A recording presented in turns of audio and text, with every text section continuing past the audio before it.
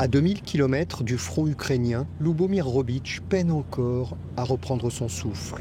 Grièvement blessé lors d'un affrontement avec l'armée russe, il poursuit sa convalescence dans un lieu inattendu. Le mont Athos, une péninsule monastique du nord de la Grèce, accessible uniquement par la mer, le cœur battant de la religion orthodoxe.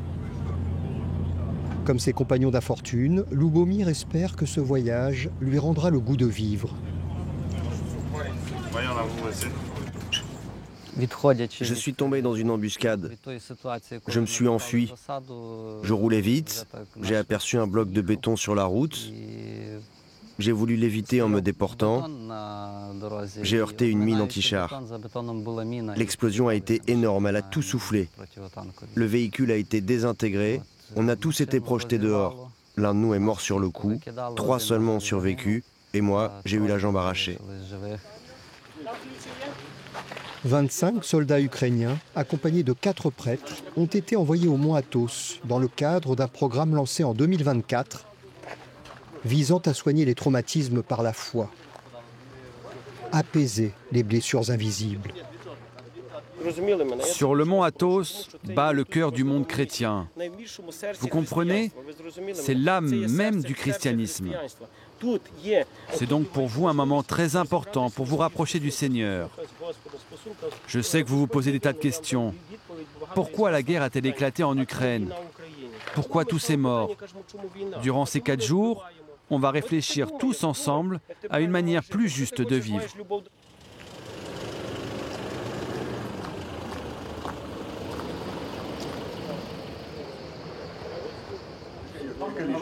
En Ukraine, la religion occupe une place importante. Et au début de la guerre, Kiev n'a pas hésité à proclamer son indépendance religieuse vis-à-vis du patriarcat de Moscou. Ces pèlerinages sont financés par des dons privés recueillis dans la communauté orthodoxe. Je sais que ce long voyage vous a épuisé, mais on est enfin arrivé à la première étape de notre parcours. Ici, c'est une maison consacrée à Saint Georges le Victorieux, le protecteur des soldats.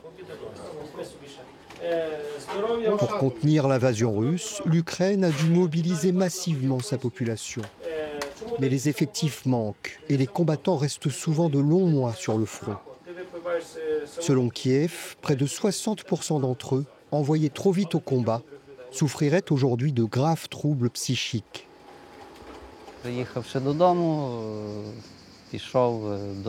Au début de la guerre,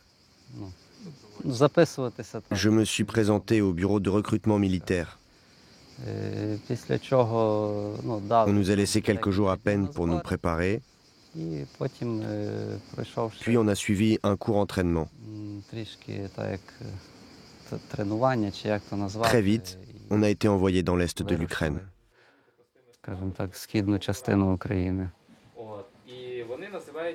Chacun à sa manière incarne une histoire de souffrance. À 62 ans, Taras Vibli vient d'atteindre l'âge de la retraite. Pendant des années, il a servi sur le front, posant des mines, acheminant des armes et du matériel. Aujourd'hui, la guerre est derrière lui. Mais une autre épreuve commence. Il doit apprendre à vivre avec ses démons.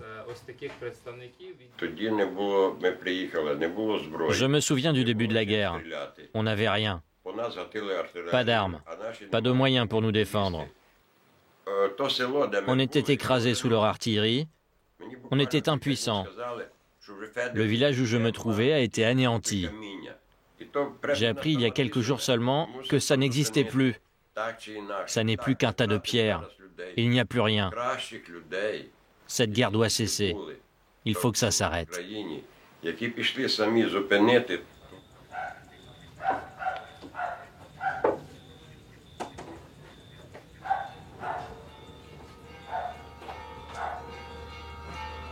4 heures du matin.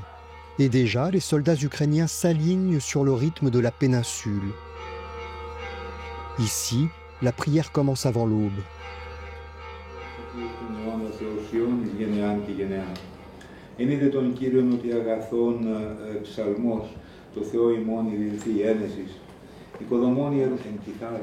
Sur cette montagne sacrée, la religion est plus qu'un simple rituel. Elle guide les pas et surtout, elle tient ces hommes encore debout.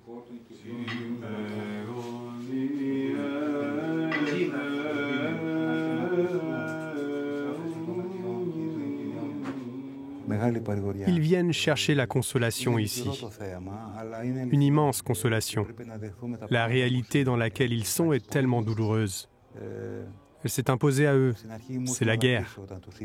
En les voyant s'avancer vers moi ce matin, en leur donnant la communion, j'ai eu les larmes aux yeux.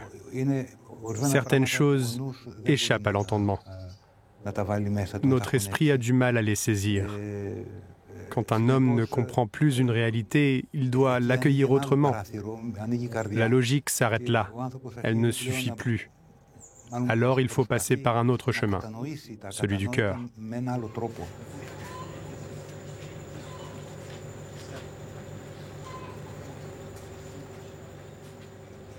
L'Ukraine va gagner, elle doit gagner. Elle ne peut pas perdre, sinon on sera tous perdus. Ça sera l'enfer. Alors nous irons tous au diable, ensemble. Merci, merci beaucoup. Prends soin de toi. Prenez soin de vous tous. Je pense qu'ils parviendront tous à se reconstruire, à retrouver leur identité et le sens de l'existence. Mais il leur faudra du temps. Du temps, il en a fallu à Ilor Kalinichenko pour aller mieux. Dans son pays, Ilor est un héros. Il fait partie des rescapés de Mariupol, cité portuaire ukrainienne détruite par les Russes au début de la guerre. Plus de 20 000 civils y ont été massacrés. Ilor a combattu jusqu'à la reddition de son unité, puis il a été fait prisonnier dans des conditions particulièrement difficiles. La religion lui a permis de ne pas devenir fou.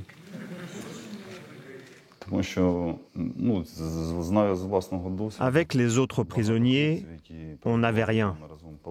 On a cherché des solutions, des réponses, et finalement, on s'est tourné vers Dieu. On a appris les psaumes, on a prié, on cherchait une issue, on cherchait le salut.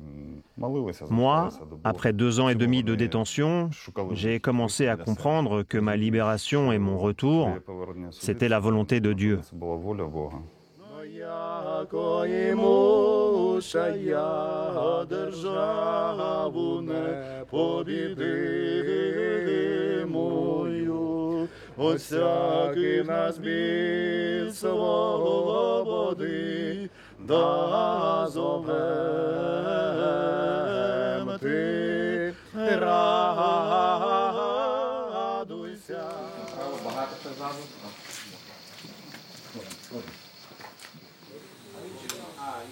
Sur le mont Athos, le repas aussi prend tout son sens.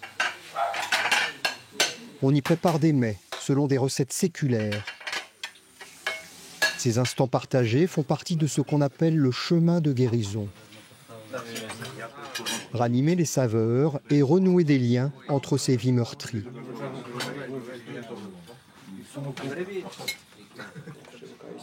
Dans la quiétude retrouvée, à l'abri du tumulte, chacun s'accorde enfin un moment de répit pour se confier.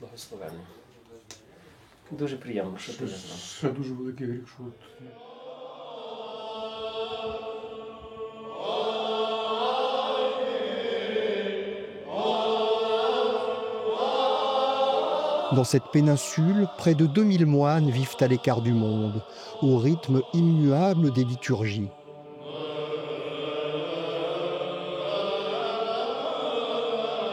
Leur vie ascétique s'organise autour de 20 monastères, inscrits au patrimoine mondial de l'UNESCO. Ici, le rôle d'Athènes se limite à un simple droit de regard. La communauté monastique gère seule ses affaires et n'ouvre pas ses portes à tout le monde. Le mont Athos est le seul endroit de l'Union européenne interdit aux femmes. Le pèlerinage conduit les soldats à franchir les portes d'une quinzaine de sanctuaires. Mais celle du monastère Saint-Pantéléïmon, l'un des joyaux de la péninsule, reste close. Depuis le début de la guerre, ce monastère, fidèle au patriarcat de Moscou, refuse d'accueillir les pèlerins venus d'Ukraine. Pas de quoi troubler Loubomir et ses compagnons qui savourent pleinement leur déplacement.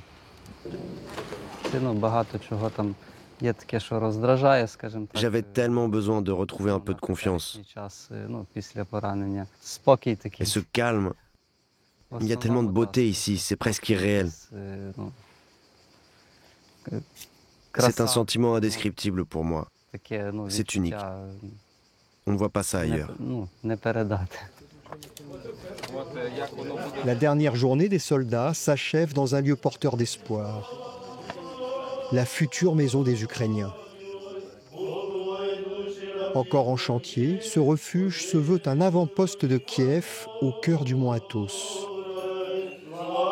Bientôt, il offrira au prochain groupe de soldats un possible espace pour affirmer leur identité.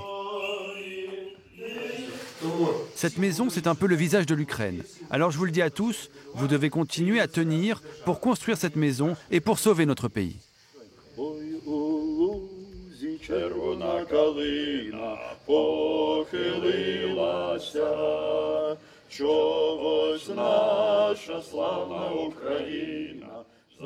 Le poids que je portais s'est enfin dissipé. Je repars habité d'une autre énergie, nourri par toutes ces prières.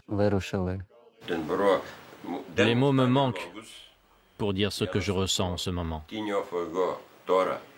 Désormais, je vois mon avenir auprès de ma famille, auprès de ceux qui ont si longtemps attendu ma libération et qui se sont battus pour moi.